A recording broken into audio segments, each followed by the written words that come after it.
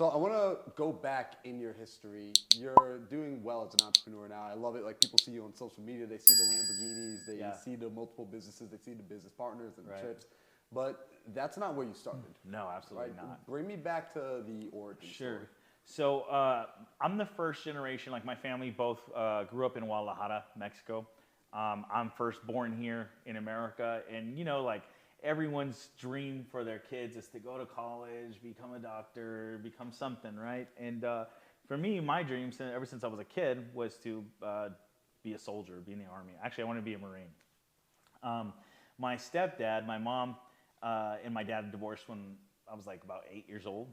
And we grew up in Shelltown, San Diego, next to a boarded up crack house. Everyone has a boohoo story, right? I'll fast forward through it though. So my senior year of high school, my stepdad, who she remarried a white dude. He was really cool. His name's Jim. He raised me from the time I was like about 9 years old till about, I want to say 17, 18. And my dad wasn't around that much. I would go visit him. He moved to Las Vegas, but my dad was more like he was just a friend, right? Like a dude who had the latest gadgets, Nintendo and stuff, but didn't really teach me a whole lot of life lessons. So I kind of leaned on my stepdad, and he was in the Navy and retired from the Navy. So I was like, hey, I want to be in the military, but I want to be a Marine. I don't want to be a sailor.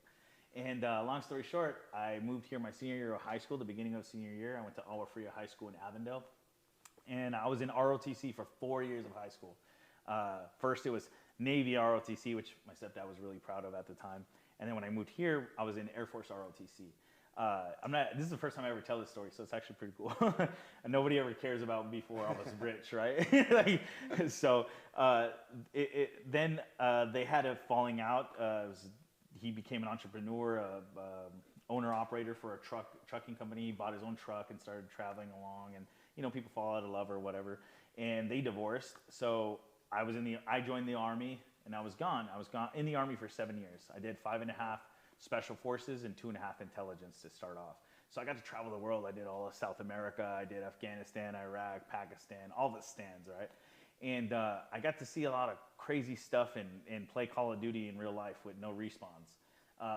But I will say this, it gave me discipline and structure because you had to grow up quick, right? Mm-hmm. I was like an 18-year-old kid who wouldn't even clean up his room or make his bed, joining the Army.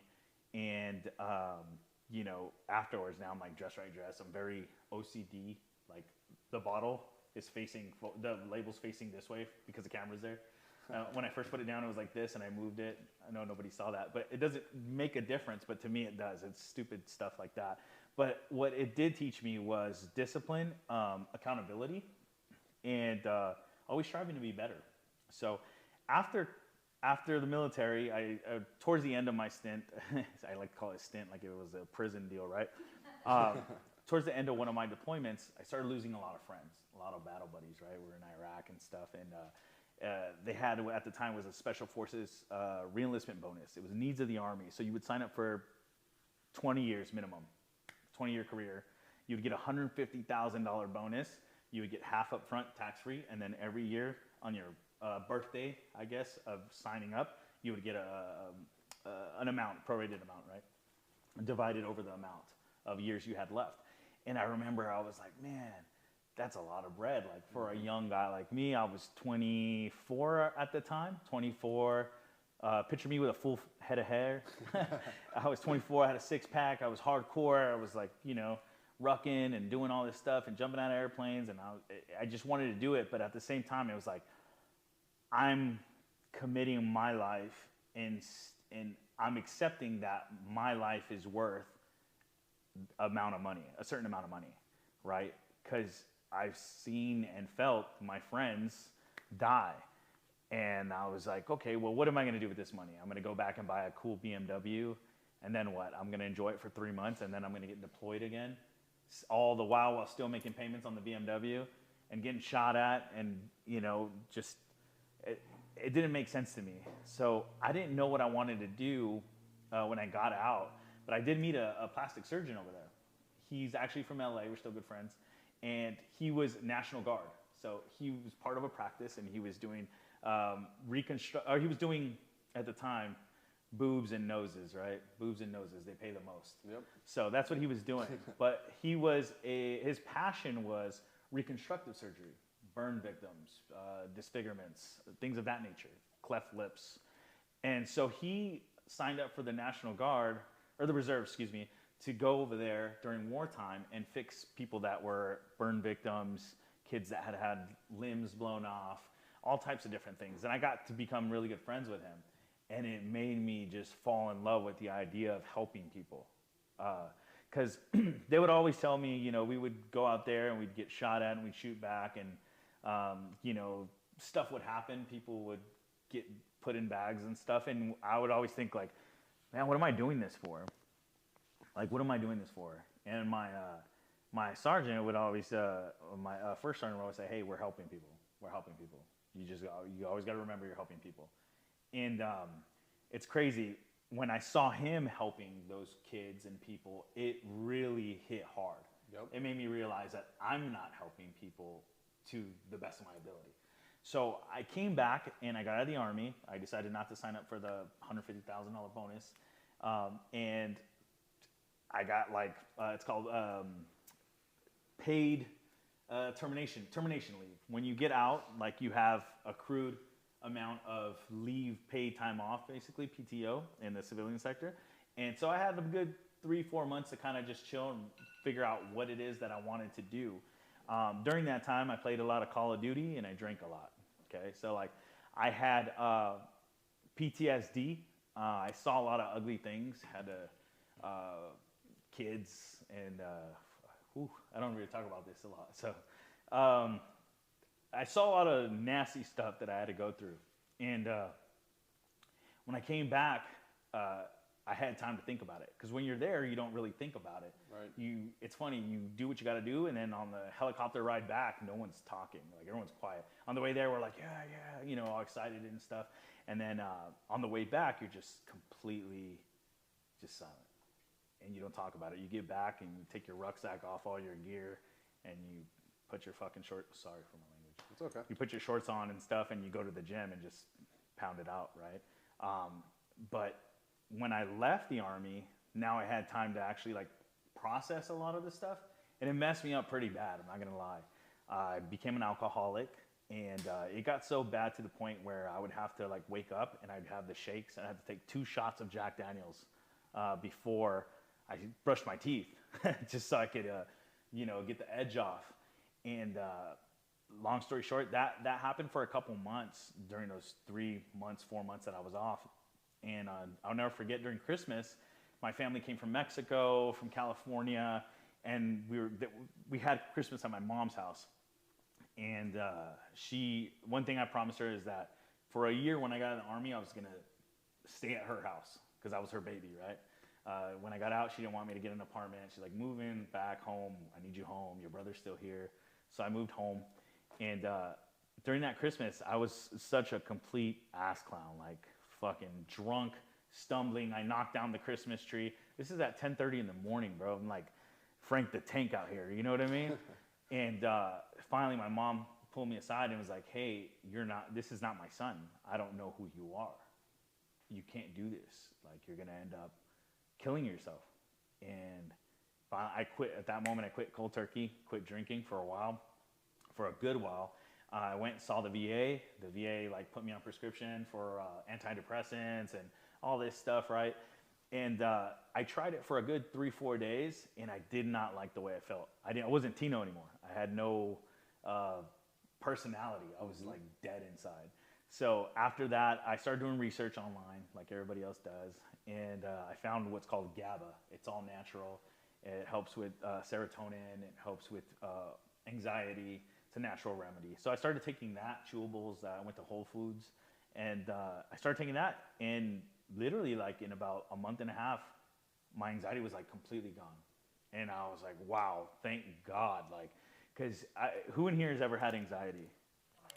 It's the scariest shit in the world. It feels like somebody, like a sumo wrestler standing on your chest, and you feel like you're melting, like you're gonna die. And you don't know why or how you're gonna die, but you just feel like you're gonna die.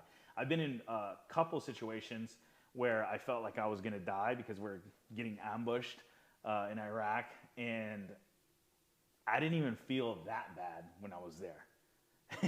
And my anxiety, my panic attacks were so bad. Like I would start sweating and I just start crying. It was crazy.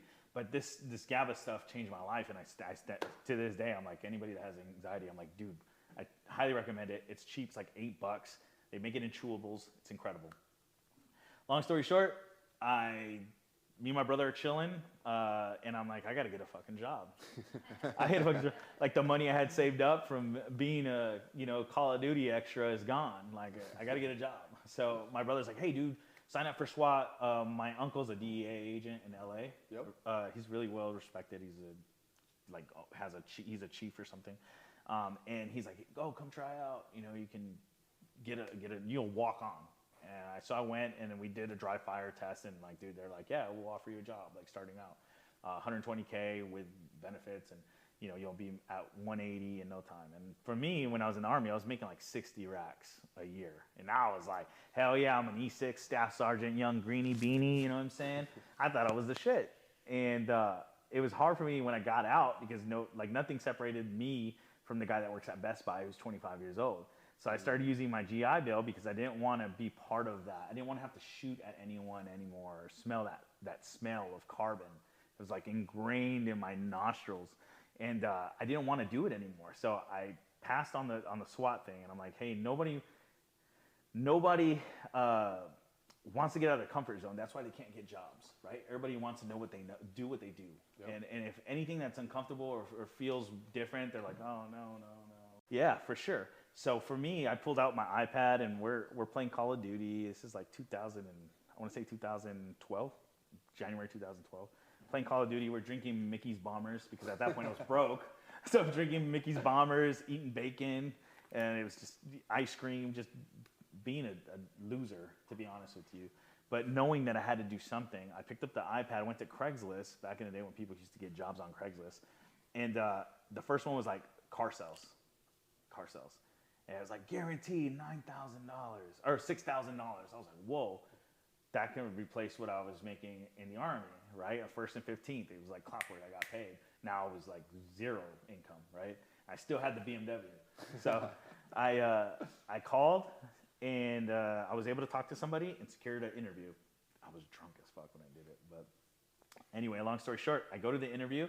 I talked to a guy. It's at Peoria Kia. It's like all older sales guys. They've all been there forever. But I talked to this first sales manager, and he kind of didn't really like me because I'm younger or whatever at the time. I was 25. And then he passed me on to another guy. And who knows who Andy Elliott is, right? Actually, he used to look like him. Many moons ago, like I was a car salesman and I had like the tight shirts and tight pants. You could see my bulge and my nips.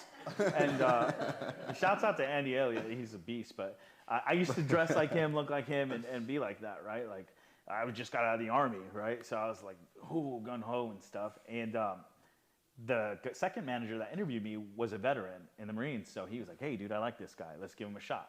So he gave me a shot, and I'm like, hell yeah, $6,000 guaranteed.